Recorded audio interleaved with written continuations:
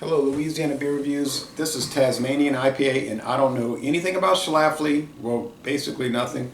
And I definitely don't know what a Tasmanian IPA is, but you bought this on a road trip. Yep. Not a road trip. This is this is a 7.0 or 7.2% alcohol. Tastes good. I had it.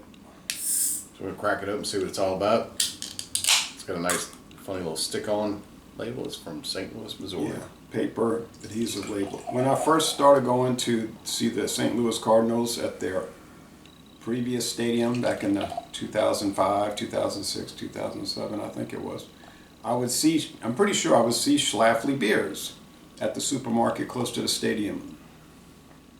There's a supermarket called Schnucks. But I never bought any Schlafly beer. I just kept seeing it all the time. And I was like, well, it must be their local, kind of like we have a Beta here. And you said Schlafly was pretty common around there.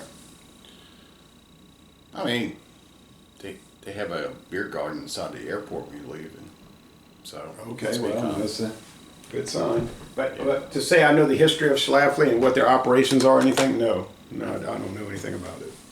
What you taste, you got the most. It's a fluffy white head. It's kind of opaque. Yeah, hazy. Hazy IPA. Slightly hazy. Golden. So. My head's dissipated. It's lacing pretty good. Oh, it's a fruity IPA. Now, Tasmania is an island south of Australia, and it's an Australian state.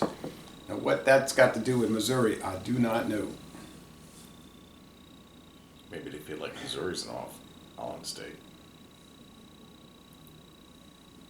Right. Well, all right. Let's taste it, see what it's all about. Cheers. Smells fruity. Smells bready. Smells like a lot of other things I've had before in my life. Mm-hmm. It also tastes like a lot of other things we've had before. Oh, yeah. So familiar, and it's so different from the Voodoo Ranger. You know, because like the Voodoo Ranger is so bitter forward and pine, and this is fruit forward and not bitter. Well, you can taste the hops in it. It's definitely got some hop action going on with it. But those are not bittering hops. Those are like flavoring like hops. Puckering hops or something. Yeah, I don't know what they are, but they're not bitter. I mean, it's got a slight tartness going on with it too. Slight tart. Body's medium. Finish is mostly dry, which is normal and hopeful, because if a beer finishes sweet and gloopy, it'd just be gross. Sweetness scale is pretty sweet, like 3 out of 5 sugar cubes. Bitterness, it's not really too bitter. I don't know. I gotta disagree with you there. I'm detecting some bitterness. Yeah, it's growing. It's building, which is typical for IPAs. The bitterness builds. Mm-hmm. Okay, I'll go along. I'll say 3 out of 5 hop cones. I'm guessing the IBUs are probably, and I'm going to look this up when I get home. Probably in the 40s range. I don't do research while I'm driving. Although I notice a lot of other drivers seem to be doing that. You say the police ought to catch them, but when I see the police and I look through their window, guess what I see them doing? Same thing. They're like, they're researching as well. oh look. I'm like, researching as well. You're driving. You're law enforcement. Yeah. You sure I didn't want to Elon Musk's car? Nope. Self-drivers? Nope. All right. It's probably about 45 IBUs, maybe 50. So I'm going to put that range, 45 to 50 bitterness units. If they I'd say it's disclose. even lower than that. Oh, really? That's this is in the 30s range. Oh no, I don't think it's that low. Okay. Yeah, it's fine. You got stuff moving in your house, huh? Okay. Spirits of the past.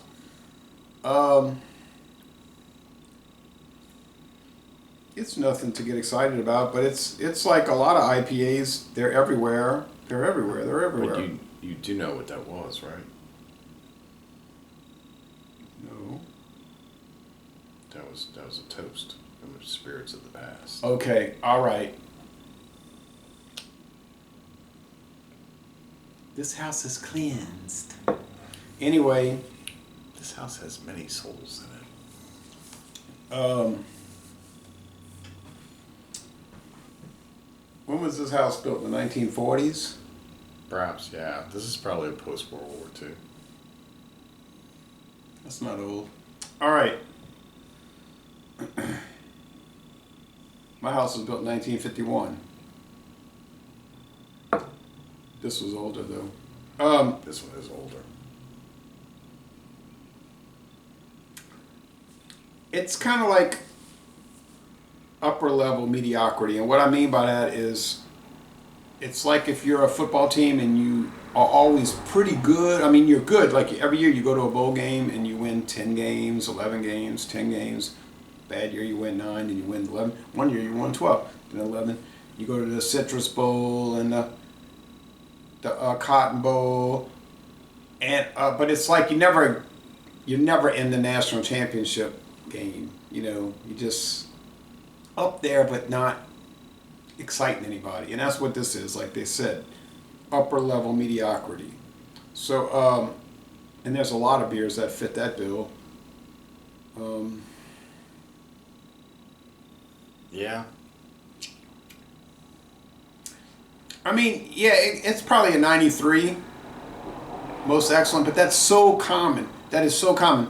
It's like you could just go to a local, I could go to Tulane Avenue to a local beer establishment and throw a pebble through there, and the first thing I hit is going to probably be at least a 93. And then I keep doing it. It's going to be the same score. It's like you're just not going to hit any hundreds. You might, but you're not really. You're not going to hit any Fs. You're not going to hit any Ds. You know, you'll have a much harder time hitting a C beer. But if you go over there, you're going to hit it. You're going to keep hitting these 93s, you know, 93, 94, 92, 93, 94. And they're like, yeah, they're just kind of like, yeah, they're great, but they're not really great. They're like most excellent, but they're really overpriced. And it's like, why am I drinking all of this, you know?